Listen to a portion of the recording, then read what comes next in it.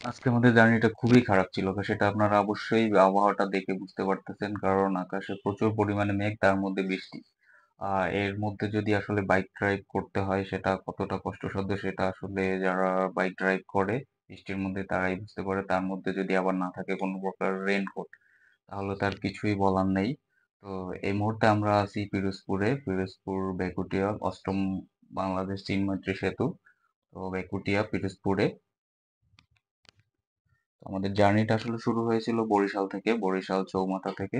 তো at first রওনা দিতে দিতেই আমাদের বৃষ্টি বিলাস। তো সেখানে একটু চা খেয়ে আসলে শরীরটাকে গরম করে নেওয়া, দেন আমাদের জার্নিটা শুরু। Hello everyone, this is Subrata Mondal, শুভ welcome to my another blogging video. তো আজকে আমরা আসলে যাচ্ছি বরিশাল টু পিরোজপুর।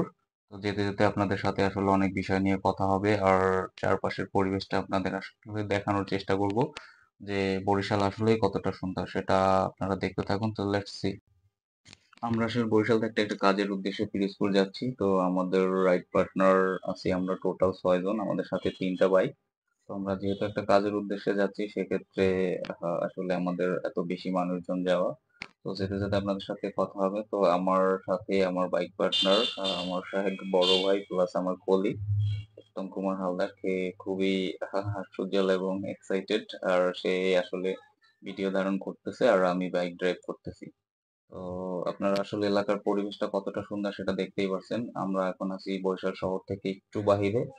চারপাশের গাছপালা দেখেই সেটা বোঝা যায়, কারণ শহরের বাইরে আসলে প্রচন্ড পরিমাণে গাছপালা সেগুলো দেখতে পাওয়া যায়। তো আমাদের সাথে আরো 2টা বাইক আছে, একটা বাইকে আমার আরো একটা খুবই ক্লোজ ছোট ভাই চন্দন।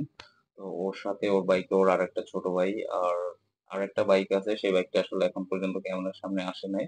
তো দেখতে থাকি আমরা আসলে সবাই কতটুকু।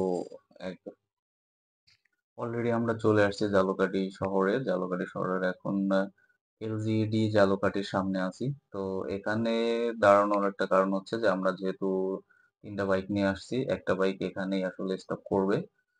কারণ এখানেও কিছু কাজ আছে, যে কারণে বাকি একটা বাইক প্লাস 2 পার্সন এখানে থেকে যাবে। আর এলজিইডির সামনে দাঁড়ানো। তো এখানে আমার আর একটা ছোট ভাই প্লাস আমার বোন জামাই, ছোট বোনের জামাই, ও এলজিইডি তে আছে। যে কারণে এখানে দাঁড়ানো, ভাবছিলাম যে ওর সাথে একটু আসলে দেখা করবো প্লাস চা খাবো, বাট সেই সুযোগটা আসলে হয় নাই। দেখতে দেখতে আমরা এখন চলে আসছি গাবখান সেতু। তো যেটা জালকাঠিতে অবস্থিত। এখানে আসলে কিছুদিন আগে একটা খুবই মারাত্মক দুর্ঘটনা হয়েছে। আপনারা যদি এই রুটে আসেন অবশ্যই একটু কেয়ারফুলি আসবেন, আর একটু সাবধানে আসলে জার্নি করবেন। তো এই ব্রিজটা আসলে খুবই অপরূপ সুন্দর। দেখেন ব্রিজের নিচে দুপাশে কত পরিমাণে গাছপালা, আর নিচে হচ্ছে নদী। আর এই ব্রিজটা অনেক পরিমাণ উঁচু, সেটা আসলে এখন আপনারা দেখতে পাচ্ছেন। কারণ প্রত্যেকটা গাছগুলো কিন্তু অনেক উঁচু, সেই গাছগুলো আসলে ব্রিজের নিচে, তাহলে কতটা উঁচুতে ব্রিজটা সেটা আসলে দেখেই উপলব্ধি করা যাচ্ছে। আর দুপাশে যে নদী, তো নদীটার পরিবেশটা আরো বেশি সুন্দর। বরিশাল থেকে জার্নির শুরুতেও আসলে বৃষ্টির একটা বাধা। কিছু সময় আমরা বসেছিলাম, ইভেন একসাথে চা খেলাম, যেটা আপনারা ফার্স্টেই দেখতে পেরেছেন। তো তারপরে এখন পর্যন্ত আসলে ওয়েদারটা খুবই ভালো আছে, আর আমাদের জার্নিটা আসলে ভালোই যাচ্ছে। জানি না আসলে কতদূর সুন্দরভাবে ভালোভাবে যেতে পারি। আসলে যেতে যেতে আপনাদের সাথে কথা বলতেছি আর চারপাশের পরিবেশটা দেখানোর চেষ্টা করছি। তো আমার সামনে যে আর একটা বাইক দেখতে পাচ্ছেন সেটাও আসলে আমাদেরই। কারণ আমরা 3টা বাইক আসছি, একটা রেখে আসছি, এখন আছি আমরা 2জন। তো অলরেডি আমরা আসলে বরিশাল ঝালকাঠি ছেড়ে এখন চলে এলাম অন্য একটা জেলায়, পিরোজপুর জেলায়। তো এই যে সেতুটি দেখতে পাচ্ছেন এটা হচ্ছে 8ম বাংলাদেশ চীন মৈত্রী সেতু। এটা পিরোজপুর বেকুটিয়া নদীর উপরে অবস্থিত, যে কারণে নামকরণ করা হয়েছে যে বেকুটিয়া সেতু, সব নামেই সবাই চিনে।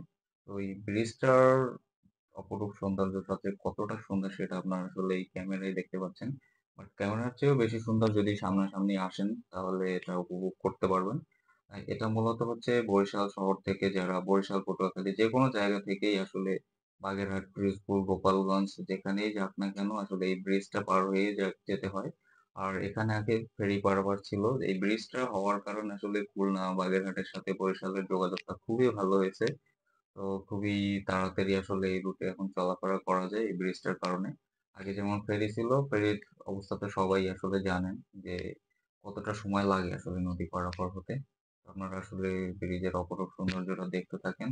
আর আমি জানি না আসলে আপনাদের কতটুকু ক্যামেরাবন্দি করতে পারতেছি।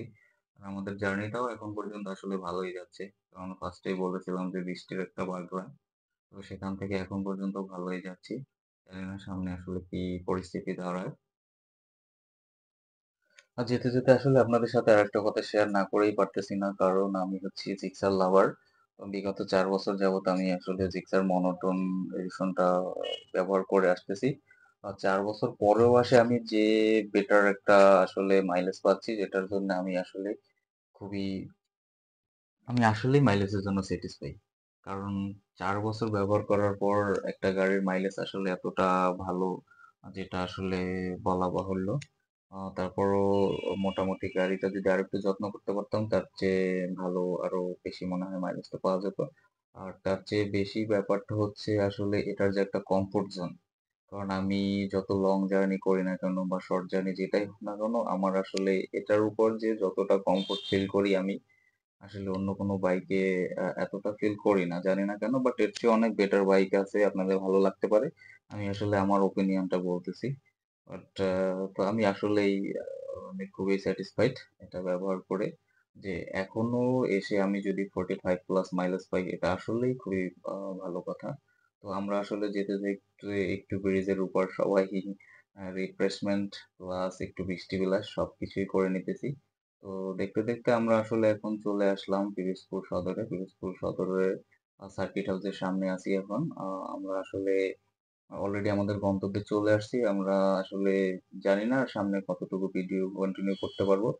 আর আসলে ভিডিওটা কন্টিনিউ করা সম্ভব হয়নি কারণ বৃষ্টির জন্য। তো আমরা আসলে ভিডিওটা এখানেই শেষ করব। আর বেশি আসলে কন্টিনিউ করব না। ভাবছিলাম আসলে পিরোজপুর শহরটা একটু আপনাদের ঠিকভাবে দেখাবো ঘুরে, বাট সেই সুযোগটা হয়নি বৃষ্টির কারণে।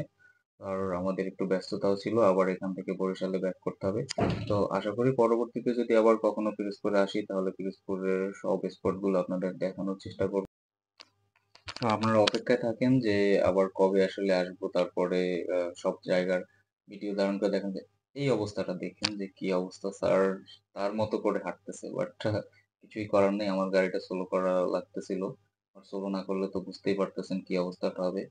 আর এগুলো একটু কেয়ারফুলি চালাতে হবে, কারণ রাস্তার মধ্যে কুকুর বা এরকম সমস্যার সম্মুখীন আসলে আপনাদের যে কোনো সময় হওয়া লাগতে পারে, যে কারণে আপনারা একটু সবাই সেফ ড্রাইভ করবেন আর কেয়ারফুলি থাকবেন, কারণ ওদের মধ্যে তো আর এই হিতাহিত বোধটা নেই। তো সবাই ভালো থাকবেন, দেখা হবে আবার নতুন কোনো ভিডিওতে। আর আমার ফেসবুক পেজ অ্যান্ড ইউটিউব চ্যানেলটি সাবস্ক্রাইব এবং ফলো দিয়ে পাশে থাকবেন।